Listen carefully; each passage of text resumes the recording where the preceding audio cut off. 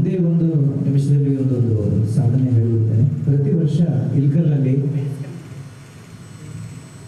ಸ್ವರ ಸಾಮ್ರಾಟ್ ಅವರ ನಮ್ಮ PV ಶ್ರೀನಿವಾಸ್ ಅವರ ಸ್ವರ ಸ್ಮರಣೆ ಅಂತ ಹೇಳಿ ಕಾರ್ಯಕ್ರಮ ಮಾಡ್ತಾರೆ. 11 ವರ್ಷದಿಂದ ಪೂನಾದಲ್ಲಿ ಇರ್ತಾರೆ. ಅವರು ಇಲ್ಕಲ್ಲಿಗೆ ಬಂದು 15 ದಿವಸ ಅಲ್ಲೇ ಇದ್ದು ಕಾರ್ಯಕ್ರಮ ನಡೆಸ್ಕೊಡ್ತಾರೆ.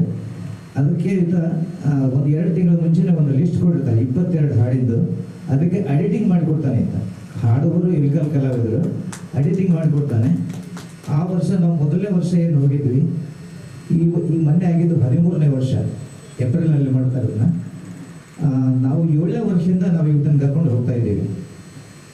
ವಿಡಿಯೋ ಆಡಿಯೋ ಇದ್ದಂದೆ, ಎಡಿಟಿಂಗ್ ವರ್ಕ್ ಇದ್ದಂದೆ, ನಮ್ಮ ಸಿಸ್ಟಮ್ ಎಲ್ಲ ಇದ್ದಂದೆ. ಆ ವರ್ಷ PV ಶ್ರೀನಿವಾಸ್ ಅವರು ದೊಡ್ಡ ಮಗ ಚೀಫ್ ಗೆಸ್ಟ್ ಆಗಿ ಬಂದಿದ್ರು ಅಲ್ಲಿ.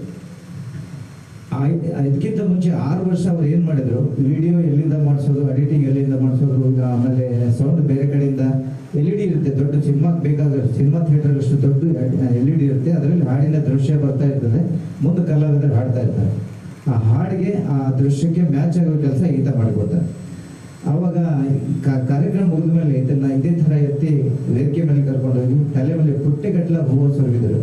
ಅದಾದಮೇಲೆ ಒಂದು 4-5 ಚೆನ್ನಾಗಿ ಹಾಡೋ ಕಲಾವಿದರು ಬಹಳ ಹೊಗಳಿದ್ರು ನನಗೆ. ಇದುವರೆಗೂ ನಾವು 6 ವರ್ಷ ಬೇರೆ ಬೇರೆ ಕಡೆಯಿಂದ ಬೆಂಗಳೂರು, ಹುಬ್ಬಳ್ಳಿ, ಧಾರವಾಡ, ಬಾಗಲಕೋಟೆ ಇಲ್ಲಿ ಹೋಗಿ ಬೇರೆ ಬೇರೆ ಕರ್ಕೊಂಡು ಮಾಡ್ತಿದ್ವಿ.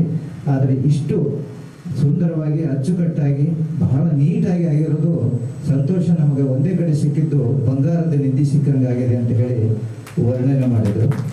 ಅದಕ್ಕಿಂತ ಹೆಚ್ಚಿಗೆ ನನಗೆ ರೋಮಾಂಚನ ಆಗಿದೆ ಏನಂದ್ರೆ, ಅದನ್ನೆಲ್ಲ ಕೇಳಿ ಅವಾಗನೇ ಡಾಕ್ಟರ್ PV ಶ್ರೀನಿವಾಸ್ ದೊಡ್ಡ ಮಗನಿಗೆ 69 ವಯಸ್ಸು. ಎದ್ದು ಬಂದು ಸಂತೋಷನ ಕಾಲು ಮುಟ್ಟಿ ನಮಸ್ಕಾರ ಮಾಡಿದ್ರು. ಧನ್ಯ ಆಯ್ತು ಅನ್ಕೊ ನಿನ್ನ ಜೀವನ ಅಂತ. ಅಂತಹ ಒಬ್ಬ ಕಲಾವಿದ ನಮ್ಮ ಮಗ ಅಂತ ಹೇಳ್ಕೊಳ್ಳೋದಕ್ಕೆ ಭಾಳ ಖುಷಿ ಆಗುತ್ತೆ. ಇದೇ ಸಂದರ್ಭಕ್ಕೆ ಅನುಸಾರವಾಗಿ ಜಾನೆ ಕಹಾ ಗಯೆ ಹೋ ದಿನ್ ಅನ್ನೋ ಒಂದು ಗೀತೆಯನ್ನು ಮುಖೇಶ್ ಅವರು ಹಾಡಿದ್ದೇನೆ ನಾನೊಂದು ಸಣ್ಣ ಪ್ರಯತ್ನ ಮಾಡ್ತಾ ಇದ್ದೀನಿ.